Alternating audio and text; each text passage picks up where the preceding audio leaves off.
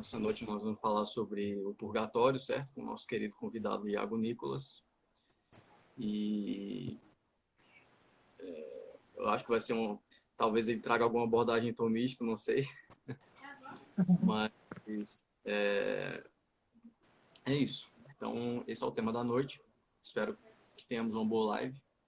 E acho que vamos fazer aqui a oração, pedir que o Espírito Santo ilumine nosso intelecto, para que de fato nós possamos falar sobre tais assuntos e evangelizar, né?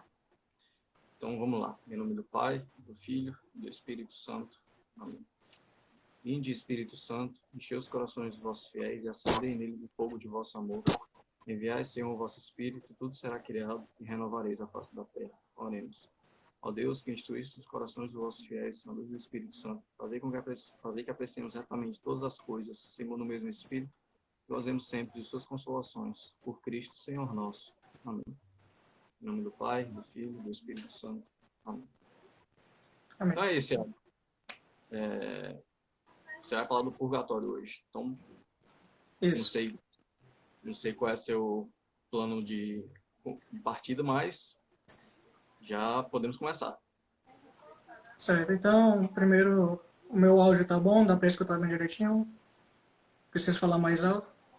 Para mim dá. Certo. Então, eu vou falar. O Gerson, né, do nosso grupo de estudos, ele me chamou para falar sobre o purgatório. E existem várias abordagens de tratar o purgatório. Eu poderia dividir em três abordagens. Né? Uma abordagem dogmática, que foca o purgatório principalmente em seu aspecto de fé e teológico, né? Nas questões que são de fé, ou então de consenso geral dos teólogos, etc. Também podemos tratar do purgatório de maneira apologética, então defendendo a base nas escrituras e na tradição do purgatório, né? Então, buscando o purgatório nos escritos dos padres da igreja, nós vamos encontrar principalmente nos latinos, né? E também mostrando as bases bíblicas do purgatório, seja no Antigo Testamento, como vamos encontrar em Macabeus, ou no Novo Testamento. Né? Aliás, e também temos uma terceira maneira de abordar o purgatório, que seria uma abordagem mais espiritual. Então, se fala do purgatório focando naquilo que os santos trouxeram de ensinamento dele para a nossa vida espiritual, né? De que maneira nós podemos ver nas verdades do purgatório uma maneira de progredirmos espiritualmente, né?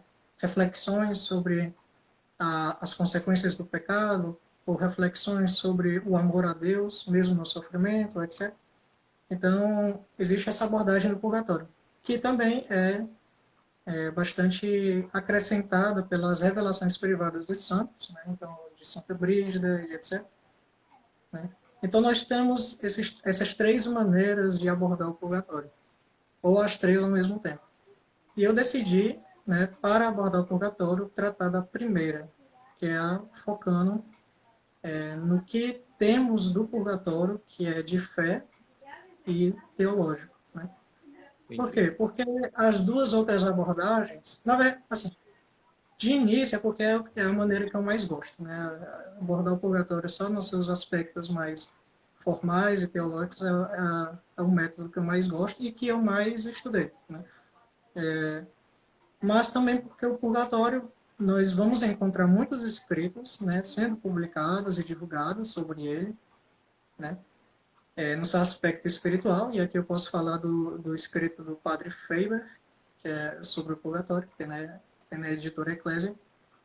E Sim. temos também, né, muitos artigos na internet defendendo a sua base na escritura e na tradição. Por isso, hoje eu vou focar no seu aspecto mais teológico, que às vezes a gente sabe defender o purgatório na tradição e na escritura, e também sabe falar das revelações privadas, mas não sabe bem tratar ele de maneira mais formal, né? Podemos dizer assim. Então, esse vai ser o meu foco. Ótimo. Então, Entendi. eu vou ficar olhando para baixo, porque eu estou usando outro celular para me basear, certo? Então, Tá vamos bom. lá. Só queria mandar um salve pro Irineu de Alexandria aí. Ele se esconde num fake, mas eu sei quem é você. Vamos lá. Enquanto estamos aqui, devemos buscar, movidos pela graça, o nosso fim último sobrenatural, que é a vida eterna no céu, desfrutando de uma visão do próprio Deus pela luz da glória. Essa visão do próprio Deus pela luz da glória é o que a gente chama de visão beatífica. Isso acontece se morremos em estado de graça. Então, Deus não nos criou apenas numa pura natureza, né? Mas ao criar a nossa natureza, ele nos destinou para um fim sobrenatural, um fim que nós não podemos alcançar por nós mesmos, mas necessitamos de sua graça, né? E sendo movidos pela graça de Deus, nós alcançamos esse fim último, que é justamente a visão beatífica, a bem-aventurança no céu, né, no qual desfrutaremos da visão face a face de Deus. Né? E isso nós vamos alcançar se nós morrermos em estado de graça. Né? Então, se nós morrermos em estado de graça, nós alcançaremos o céu. No entanto, como somos pecadores, podemos morrer ou sem a graça de Deus, ou então, apesar de estar em graça, possuindo pecados veniais e dívidas para com a justiça divina. Para compreender o que acontecerá conosco, temos que ver as consequências do pecado no homem. O ato do pecado, ele passa, mas os seus efeitos permanecem até que o homem se converta e Deus perdoe ele. Pois bem, então, o ideal seria o quê? Que nós, em estado de graça, alcançarmos o céu. Mas nós somos pecadores, né? E foi isso que eu acabei de dizer. E como somos pecadores, nós podemos morrer ou sem a graça de Deus, ou então apenas com pecados veniais e dívidas para com a justiça divina. Ou apenas com as dívidas para com a justiça divina. Assim, E nesses aí entra casos... a questão da culpa e da pena, né? Salvo engano. Da Aqui culpa. entra isso. Isso. Aqui entra a culpa, no caso de morrer sem a graça, a culpa mortal, e no caso de morrer com pecado venial, a culpa venial. E no caso de morrer apenas com as dívidas, ao invés de com o pecado venial e as dívidas, seria a pena, né? A pena temporal. Eu vou explicar isso agora. Né? Desculpa. Então, para compreender o que acontece com um homem, né, após, quando ele morre assim, ou seja, ou sem a graça, ou com pecados veniais, nós primeiro precisamos compreender quais são as consequências do pecado. Né? Então, o pecado, enquanto ato, ele passa. Né? Então, eu realizei um ato de um pecado, o tempo se passou, o passado não existe mais. Esse ato já passou. Entendeu? Mas as consequências daquele pecado, né, daquele ato pecaminoso, ele vai continuar. A menos que o homem se arrependa e Deus perdoe ele. Certo? Então, quais são as consequências do pecado? Os efeitos do pecado, podemos dizer, né, de maneira mais formal. Os efeitos do pecado são a culpa e a pena. Certo? A culpa, o que é a culpa? É a mancha do pecado na alma. E a pena, o castigo devido pelo pecado. Então, em todo pecado, nós temos esses dois efeitos, a culpa e a pena. Certo? A culpa é aquela mancha, certo? Aquela mancha que está na alma. E a pena é um castigo que é devido pelo pecado. E aqui o catecismo ele vai esclarecer que não se trata de uma vingança divina. Mas Deus, porque ele é justo, ele pune, de fato. mas em decorrência da própria natureza do pecado. Né? Por causa da própria natureza do pecado, Deus, como justo juiz, pune. Né? Mas não é como uma vingança exterior, né? Como acontece com os seres humanos, que simplesmente se vingam sem justiça. Né? Aliás, já mandar um abraço para os meus queridos humanos, já apareceu bem 4 aqui, né, que estão assistindo. E, então, a culpa e a pena, eles vão variar de acordo com o tipo do pecado. Né? Como a culpa e a pena são efeitos de um pecado, elas se diferenciam conforme o tipo de pecado. O pecado se distingue em dois: o pecado mortal e o pecado venial. Né? Então, nós conhecemos essa distinção: existe o pecado mortal e existe o pecado venial.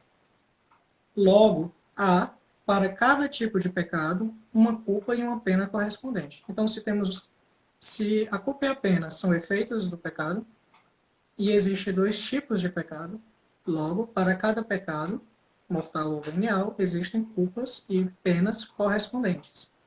Certo? Acho que está claro aqui. E o que seria a culpa mortal? Então, nós vamos aqui ter o pecado mortal e o pecado venial. O pecado mortal, ele vai ter a culpa mortal e a sua pena. Né? Qual é a culpa mortal?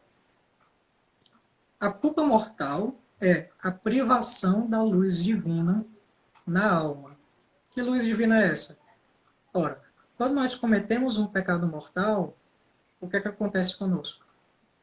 Nós fazemos, né, um ato de vontade, uma adesão contra Deus, certo? Uma adesão contra Deus, contra o amor de Deus, podemos dizer. Seria um sim aos bens desordenados do mundo e um não a Deus. É um virar de costas para Deus, em volta, em direção ao mundo. Né? Então, nesse caso, como a nossa vontade nega a Deus, nós estamos também negando a sua graça, né? Sua graça santificante, que nos torna justos. Então, nós perdemos a graça. E também porque perdemos a graça e negamos o amor de Deus, perdemos a virtude da caridade, né? Que é aquela por meio do qual nós amamos a Deus sobre todas as coisas. Então, o que é a culpa mortal? É a privação da luz divina. E o que é a privação da luz divina?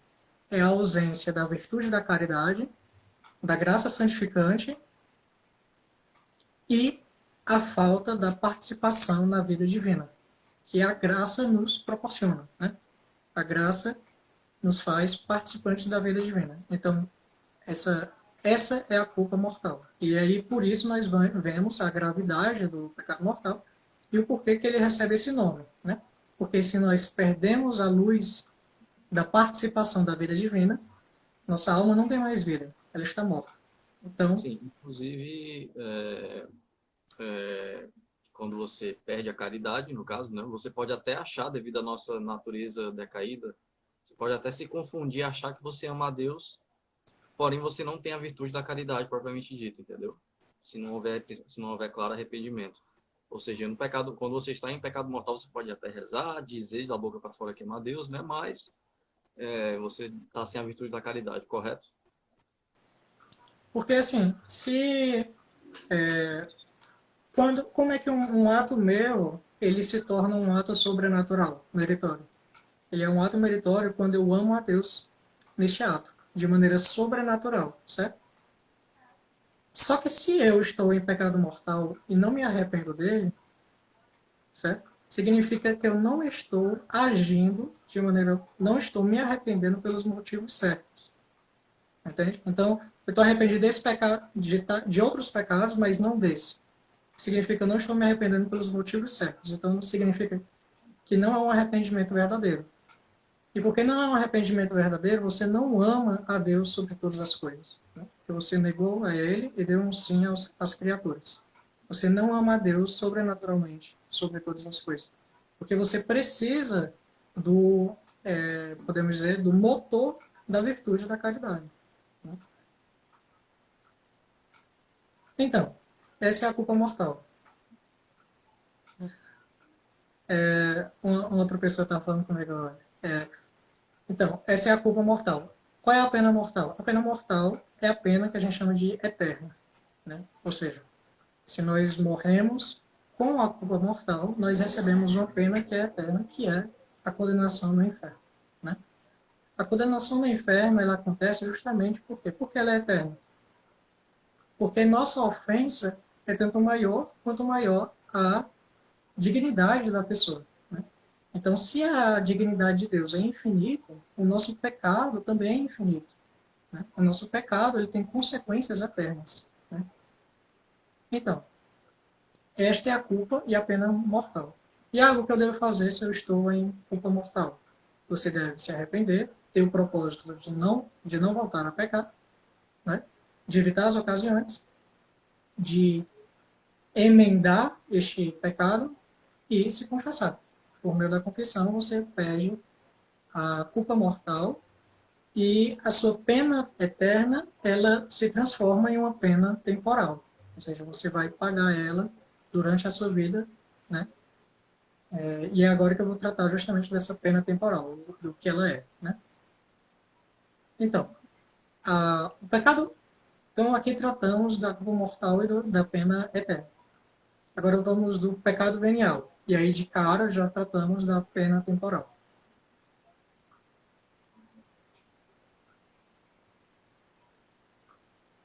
O pecado venial, a sua culpa é a desordem da vontade destituída da adesão plena a Deus. Então, o que acontece? Com o pecado mortal, nós negamos a Deus de maneira plena. Certo? Nós negamos a sua caridade, negamos o amor de Deus. Então, aqui eu tenho uma culpa mortal. No pecado venial, eu não vou negar o hábito do amor a Deus. Certo? Mas vai ocorrer uma incoerência na minha vida, ou seja, eu não nego o hábito do amor a Deus, mas eu faço um ato que não corresponde a isso. Então aí há uma incoerência, né? Há uma desordem da vontade. Ela não nega plenamente a Deus, mas em um ato concreto que ela comete, este ato não corresponde a esta adesão. Por isso que não por isso que é um pecado. Né? Você contraria a Deus, né? Você dá o sim aos bens terrenos, mas não nega o hábito deste amor. Né? Ou seja,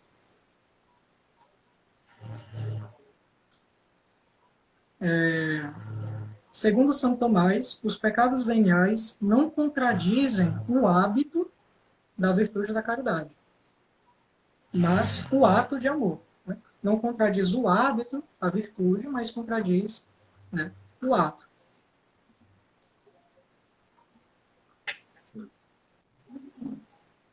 Então, se a pena venial é uma vontade que está destituída de uma adesão plena a Deus, ou seja, ela adere a Deus, mas em um ato concreto ela não adere naquele ato, né? Então, o que vai acontecer? Vai ter a mancha, que é a culpa, ou seja, enquanto eu não me arrependo desse pecado venial, eu estou em contradição, certo? Eu tenho o hábito da caridade, mas eu estou em contradição comigo mesmo. E também tenho a pena, né, que é o castigo devido por esta culpa. Né? O que é que vai dizer a pena? A pena do pecado venial a gente chama de pena temporal. Né?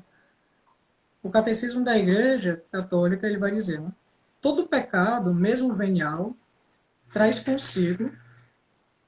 Peraí que eu cliquei.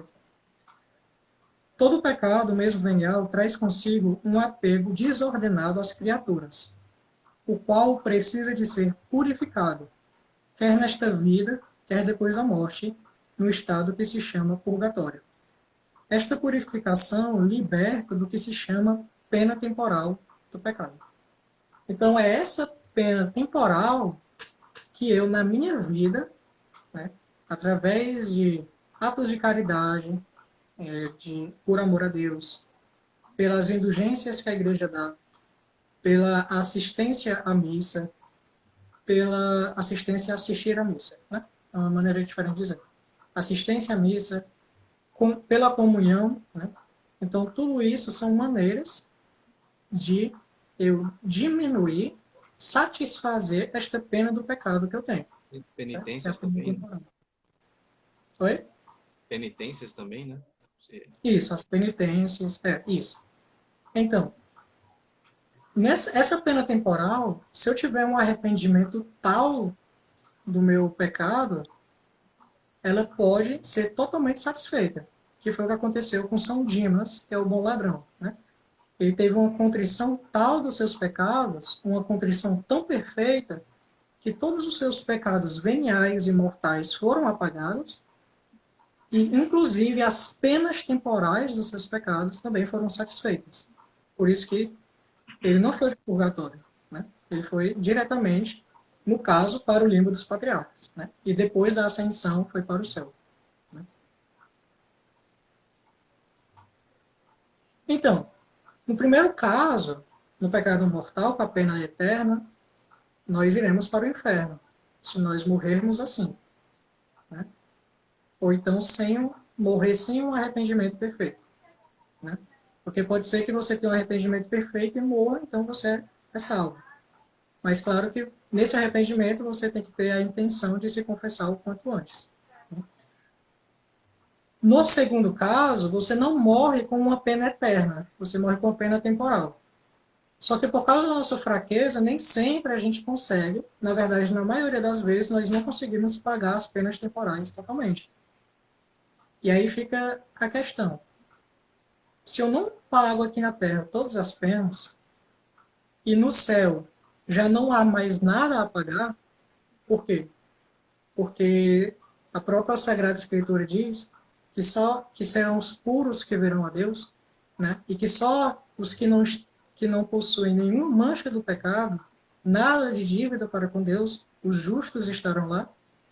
Então, é preciso haver um local entre a terra e o céu em que eu possa satisfazer as minhas penas. Certo? Por quê? Por causa da misericórdia de Deus. Porque se o purgatório não existisse, a maioria das pessoas seriam condenadas. Mas pela misericórdia de Deus, ele nos deu o purgatório.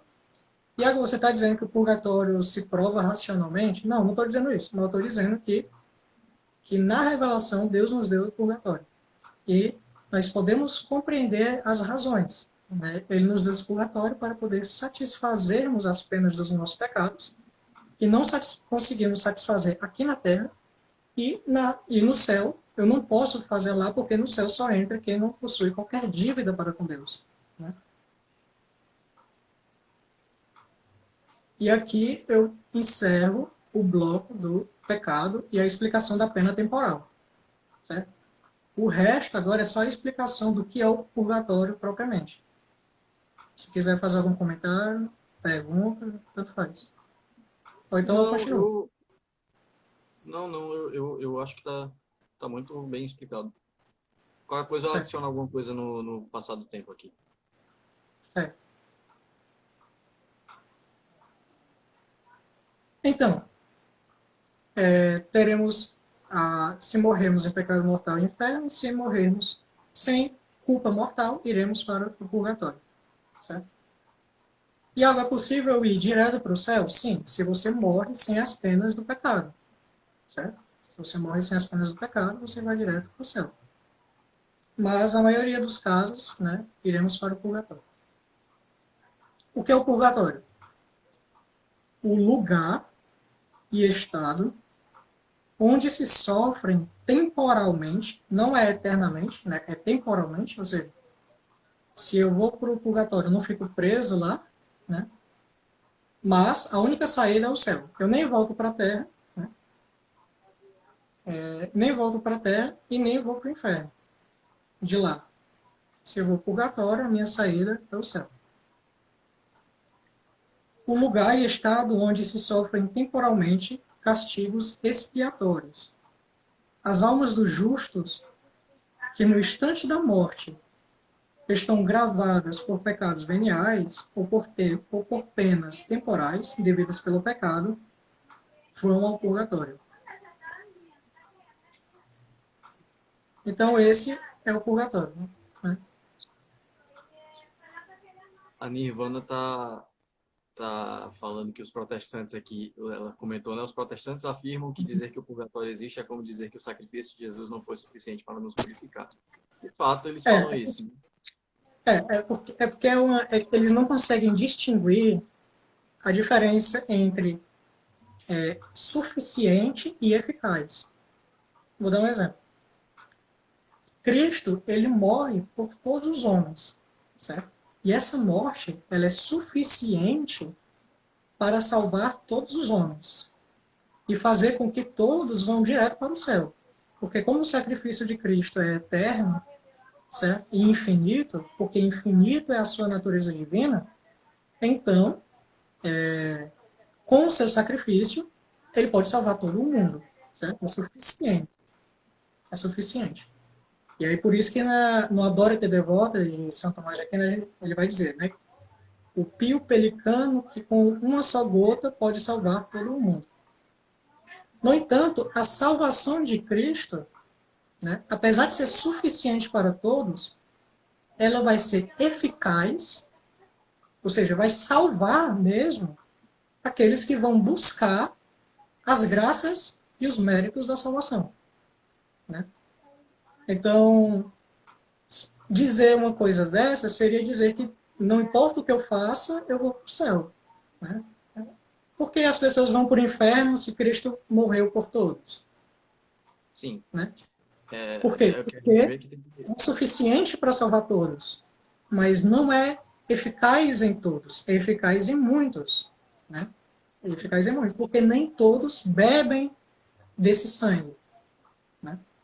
Então, no purgatório, aquilo que vai satisfazer a minha alma no purgatório vai ser por causa de Cristo, por causa dos méritos do sacrifício de Cristo. Entende? Então, o purgatório não significa que eu vou salvar por mim mesmo. Nem os santos, com seus méritos, é por causa deles mesmos, né? Porque todos os méritos dos santos encontram sua fonte no sacrifício de Cristo. Né? Mas aí, pode falar mais. Não, era só para comentar a questão da cooperação, né, que deve haver por nossa parte, né? A graça, como você falou mesmo, ela é suficiente, mas para ser eficaz, deve haver nossa cooperação, né? Nossa livre cooperação com a graça. Então, com os méritos de Cristo, no caso, enfim, que são a fonte dos méritos que angariamos aqui com nossas penitências, com tudo de bom que fazemos, né? Então, deve haver essa cooperação. Pode continuar. Certo. Perfeito. De nada, Nirvana. Então, mas na Soma Teológica vamos ter três partes, né? A primeira, a segunda e a terceira parte.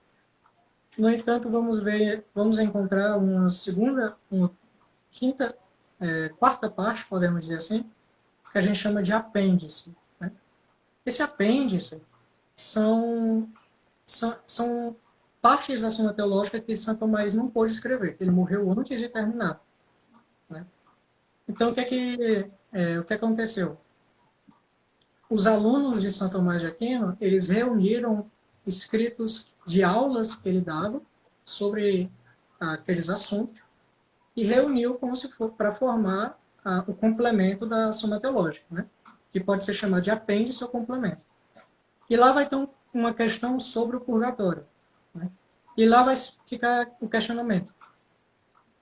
Se o purgatório está no mesmo local do inferno. Né? E o que vai se dizer é o seguinte. O purgatório ele vai estar no mesmo local do inferno.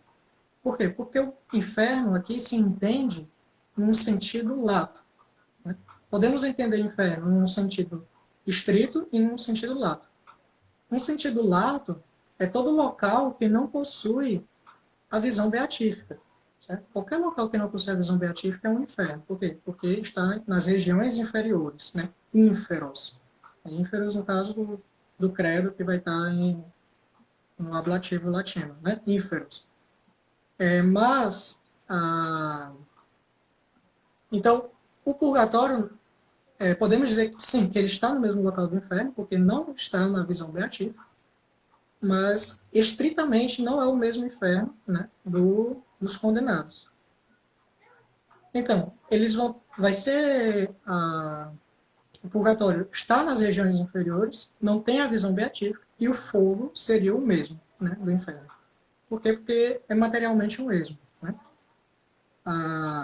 Então, no apêndice, o que acreditamos ser os escritores de São Tomás, né, das aulas que ele deu e etc., ele vai dizer: o mesmo fogo que condena o réprobo purifica o justo. São Gregório Magno, ele vai dizer de outra maneira: o mesmo fogo que queima a palha, ele vai, se não me engano, cintilar o ouro, alguma coisa assim, que agora me fugiu a memória, né? Pois bem, então, assim como no inferno nós vamos ter a pena de dano e de sentido, nós vamos também encontrar, só que de maneira análoga, no purgatório. E o que significa análoga? Significa que não é estritamente a mesma coisa, né, o nível, mas nós vamos encontrar semelhanças e dissemelhanças, certo? Então, no purgatório nós vamos encontrar, acho que eu já disse isso, a pena de dano e a pena de sentido. O que é a pena de dano? A pena de dano é o retardamento da visão beatífica de Deus. O que é o retardamento da visão beatífica? No inferno, nós vamos ter a separação de Deus e assim não teremos a visão beatífica. Só que essa pena de dano do inferno é eterna, certo? No purgatório, não é eterno. O que acontece é um retardamento, ou seja, a visão beatífica não teremos agora, mas teremos futuramente, certo? Por isso que a pena de dano ela vai ser diferente da do inferno, porque no inferno os réprobos eles possuem a certeza de que não sairão dali, ok? Já no purgatório eles possuem a certeza de que sairão dali, entende? Então existe uma diferença aí. As almas, essa pena de dano, ela vai causar, aliás, é a maior pena das almas do purgatório, certo? Ela vai ser o maior sofrimento delas, por quê? Porque essas almas já são santas, a sua vontade já está unida com Deus, então por isso elas vão desejar ardentemente a Deus. No entanto, porque eles não têm agora, e eles têm consciência de que eles não possuem agora por causa de coisas tão poucas, que foi os seus pecados, eles vão sofrer por isso. Eu poderia estar tendo a visão beatífica de Deus agora, mas não estou tendo, e estou aqui por tanto tempo, por causa de coisas tão pequenas, que foram os meus pecados. Né? No caso, veniais. Né? Então temos a pena de dano, repetindo, e a de sentido. O que são as penas de sentido? Aliás, eu esqueci de dizer. De que existe a pena de dano e a pena de sentido no purgatório, segundo o catecismo católicos do século XIX, é de fé, certo? Então tem a pena de dano e tem a pena de sentido. Por isso que o que é de fé, que na pena de sentido, que existe outras graves penas, né? O que não é de fé, né? No entanto, é aceito, é uma opinião geral, é uma tese geral dos teólogos tradicionais, é de que há, nessa pena de sentido, o fogo do purgatório. Né?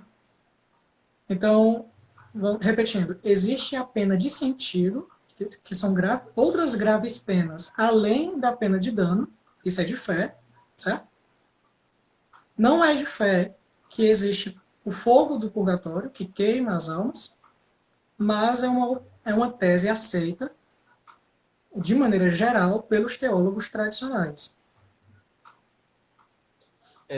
Só falar outra coisa que eu creio não ser de fé também, apesar de sim, não estou reprovando isso de maneira alguma, mas, por exemplo, nas visões, como você não está tratando desse tema, mas só um parêntese aqui, nas visões de certos santos, como Santa Francisca Romana, etc., se vê certos graus, né, do purgatório, certos graus de sofrimento. Né? Eu creio, não sei se isso é de fé, eu não sei, não sei se você sabe também, mas essa questão dos graus de sofrimento, né? Porque, assim, são revelações privadas, né? No caso, Uhum. são revelações privadas que nos indicam a existência desses graus. Certo. Mas, só um parêntese. Na hora eu não entendi muito o que tu falou, por causa da conexão, mas eu consegui entender que tu está dizendo que nas revelações privadas de Santa Brígida, certo? Existem graus de sofrimento, né? É isso? Eu citei E, Santa Francisco Romano, mas Santa Brígida também. Santa Francisco, é uma das duas, não sei, é Santa Francisco ou Santa Brígida? Não entendi. Eu citei Santa Francisco Romano. Certo. Mas, pois é, essa questão dos graus é de fé, certo? O Entendi. catecismo católico do século XIX, porque agora eu esqueci o nome do cardeal que escreveu o catecismo, senão eu citava. Ele é de fé isso, certo? Que existem graus de sofrimento. Eu vou tratar justamente disso logo logo. Né? Não, vou tratar agora, né? Até que eu estou olhando aqui o documento. Né? Eu vou tratar agora. Né?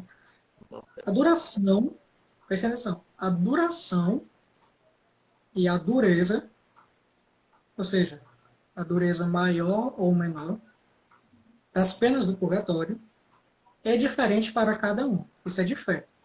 Certo? Catecismos católicos, ele vai dizer, isso é de fé. Então, dependendo dos seus pecados, da quantidade deles, do que você fez, etc., as suas penas no purgatório, elas podem ser pior ou não, né? Podem ser pior ou menos pior, podemos dizer assim, né? Maior ou menor, e também podem ser mais duradouras ou menos duradouras. E aqui a gente refuta a opinião daqueles de que, se eu vou para o purgatório de qualquer jeito, então eu vou pecar, fazer pecados veniais adoidado. Né? Essa opinião ela se refuta, primeiro, que o pecado venial ele vai enfraquecer a nossa vontade. Então, uma hora ou outra você vai pecar mortalmente. Também porque existem pecados mortais que ocorrem pelo acúmulo de pecados veniais. Então, se você vai roubando dinheiro de pouquinho em pouquinho e essa quantia se acumula para uma quantia grave, então você pecou, você roubou de maneira grave, certo? É um pecado mortal. Então, e também, então, não, essa opinião dessas pessoas, ela se recolhe justamente por isso. Você vai para o purgatório, sim, de qualquer jeito, se você tem pecados veniais. No entanto, o tempo que você passa lá e a dureza, perdão, ela vai ser conforme os seus pecados, né? Conforme o grau de arrependimento que você teve antes da morte, etc. Certo? As penas, elas vão ser pagas durante o tempo que você passa no purgatório, mas a culpa você tem da maneira que você tem aqui na Terra, ou seja, você é um arrependimento. Você teve o arrependimento do pecado, isso que ensina São Tomás, no De Malo, né? No, questões disputadas sobre o mal. Você tem o arrependimento do pecado lá no purgatório, perdeu a culpa. Aí continua a pena para poder satisfazer. De fato. Então fica assim. Então fica a questão.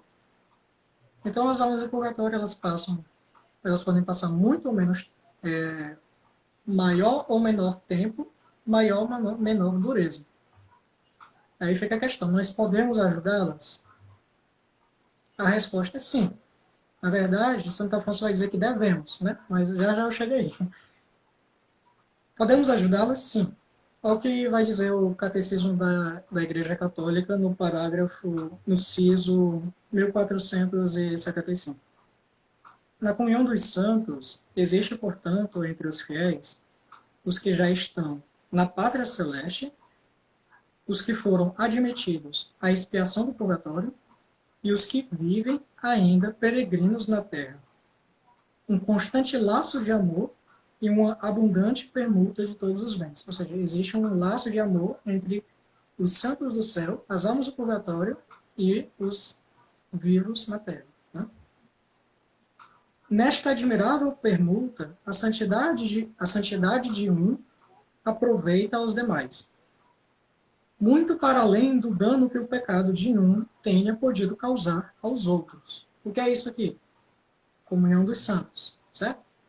Graças à nossa união de toda a igreja celeste, a igreja purgante, que são as almas purgatórias, e a igreja militante, que somos nós que estamos aqui, por causa desta comunhão com o corpo de Cristo, as minhas orações ajudam as almas do purgatório. As orações dos fiéis no céu ajudam a mim e ajudam as almas do purgatório. Certo? Por isso, uma especial devoção à Nossa Senhora será de grande auxílio no purgatório, porque ela não abandona seus filhos.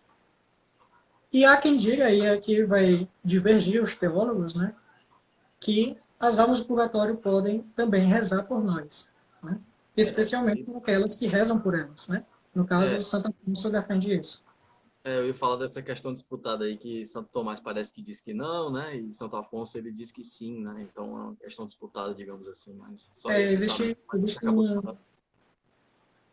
eu li por cima o Uro e o Marim, tratando sobre isso.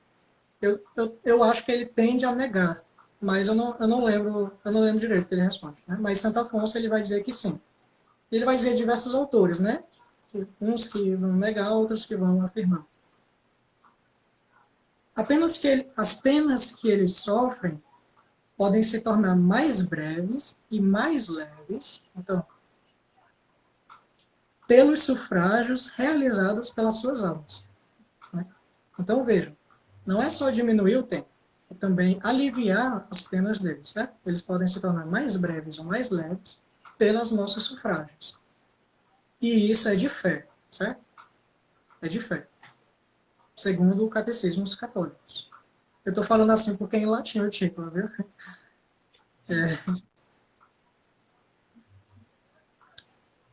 Santo Tomás, ele vai, no seu livro, o Sermão sobre o Credo, ele vai dizer uma coisa muito bonita.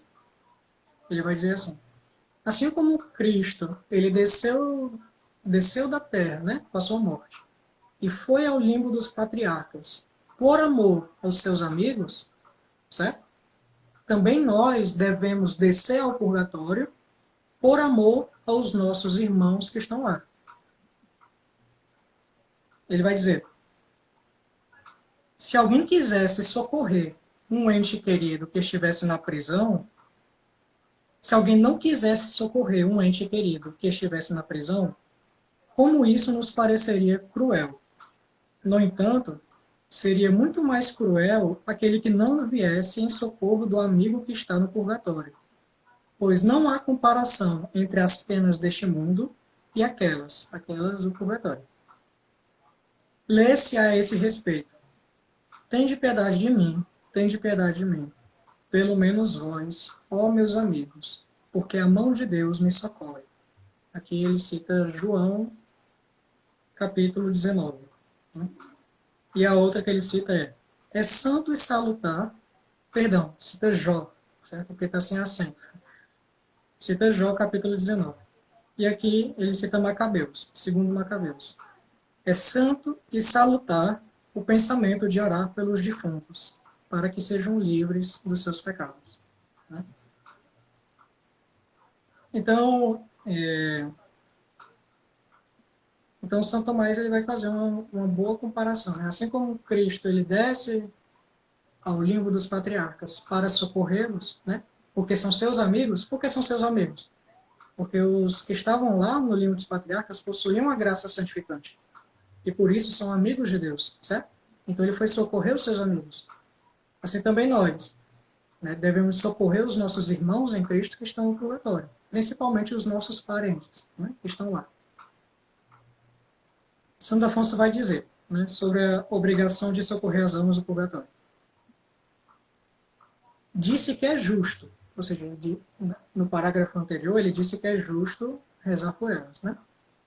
Mas deve-se dizer ainda que é um dever cristão, pois manda a caridade que socorramos o próximo em suas necessidades, mormente quando podemos fazê-lo sem incômodo de nossa parte. Ora, é certo que entre aqueles que caem debaixo da palavra próximo, devem-se compreender as benditas almas do purgatório. Elas, apesar de não estarem mais nesta vida, nem por isso deixam de pertencer à comunhão dos santos. As almas dos fiéis defuntos, diz Santo Agostinho, não estão separadas da igreja. Santo Agostinho, aliás, que tem um livro sobre a oração pelos mortos, né? O nome é sobre... eu esqueci o título agora, mas tem naquela coleção da Paulus, o livro verdinho lá. Esqueci o título agora. Eu ia até citá-lo, mas infelizmente eu esqueci. Uhum. E mais claramente, continua Santo Afonso, e mais claramente declara Santo Tomás a este respeito, dizendo que a caridade é o vínculo que une os membros da igreja entre si, e não se limita tão somente aos vivos, mas também aos mortos, que partiram deste mundo na graça de Deus. Então aqui vemos que não só podemos rezar pelas almas do purgatório, sufragá-las, mas devemos, é um preceito, certo? É um preceito rezar pelas almas do purgatório. Então, de que maneira podemos ajudar elas? Livrinho verdinho. Os livrinhos verdinhos da Paulus. De que maneiras podemos ajudar elas, né? Aí Santo Tomás, ele vai citar no Sermão sobre o Credo, ele vai citar Santo Agostinho. Né? Olha, Santo Agostinho de novo. São auxiliados os que estão no purgatório, principalmente por 3 atos, conforme disse Santo Agostinho: pelas missas, pelas orações e pelas esmolas. São Gregório Magno, acrescenta um quarto, o jejum. Então temos aqui 4 coisas, né? As missas, as orações, a esmola e o jejum. Não deve causar admiração que assim seja, porque também neste mundo o amigo pode satisfazer pelo amigo. A mesma coisa acontece no purgatório. Então, assim como no mundo eu posso ajudar o meu amigo rezando por ele, né? Auxiliando também até em bens materiais, assim também eu posso ajudar os meus amigos do purgatório pelas orações.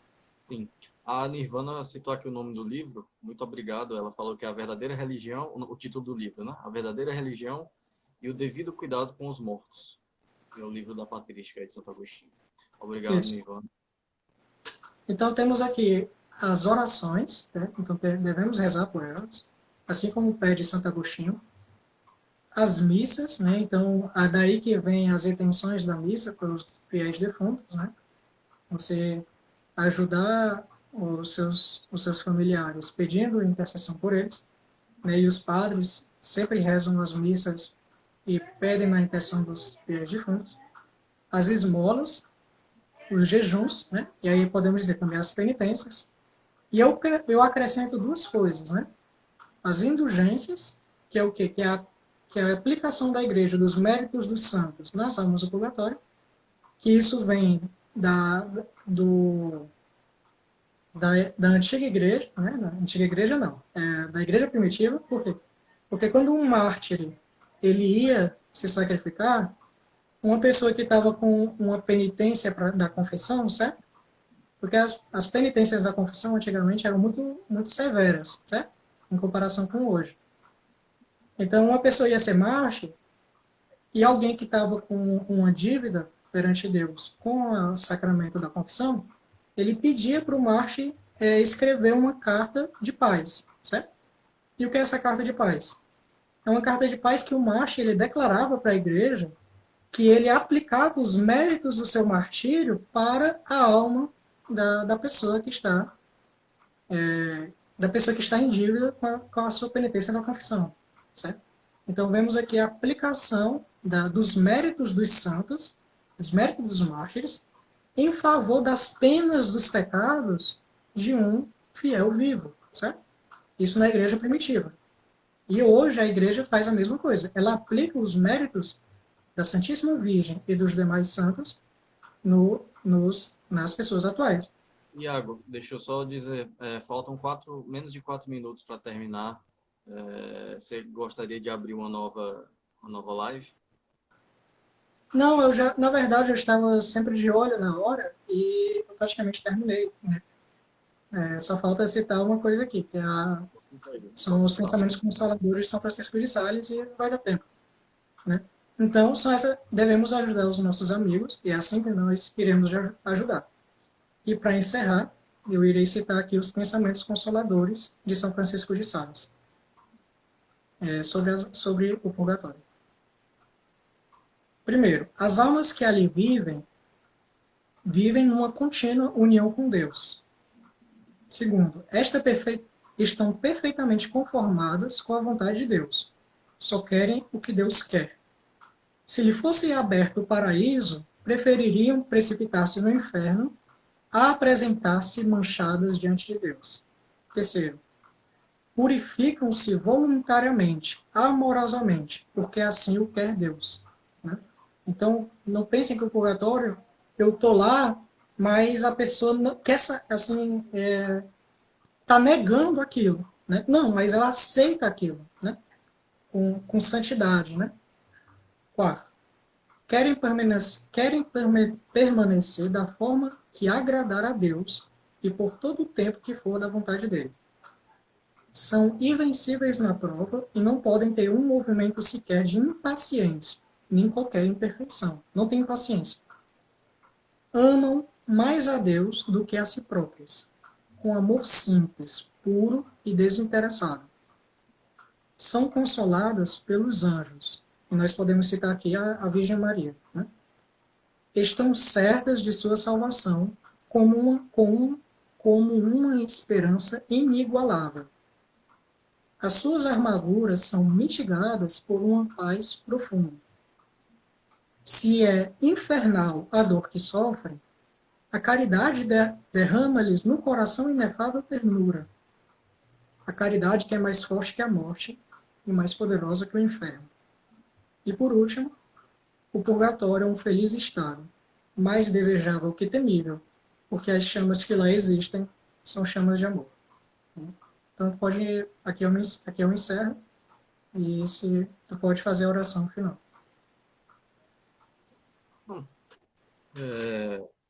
Rezar uma salve rainha para agradecer a Nossa Senhora e principalmente rezar pedindo para ela rogar pelos mortos, né? Vamos lá. Em nome do Pai, do Filho e do Espírito Santo. Salve rainha, mãe de misericórdia, vida, doçura e esperança nossa, salve. A vós bradamos, degradados filhos de Eva, a vós suspiramos, gemendo e chorando neste vale de lágrimas. Eia, pois, advogada nossa, estes vossos olhos misericordiosos a nós volvei, e depois deste testemunho mostrando Jesus, bendito o fruto do vosso ventre, ó clemente, ó piedosa, ó doce sempre Virgem Maria, rogai por nós, Santa Mãe de Deus, para que sejamos dignos das promessas de Cristo. Em nome do Pai, do Filho e do Espírito Santo. Então é isso, pessoal. A live está acabando já, em menos de 30 segundos. Agradeço a presença de todos. Deus abençoe a todos e fiquem em paz. Fiquem com Deus.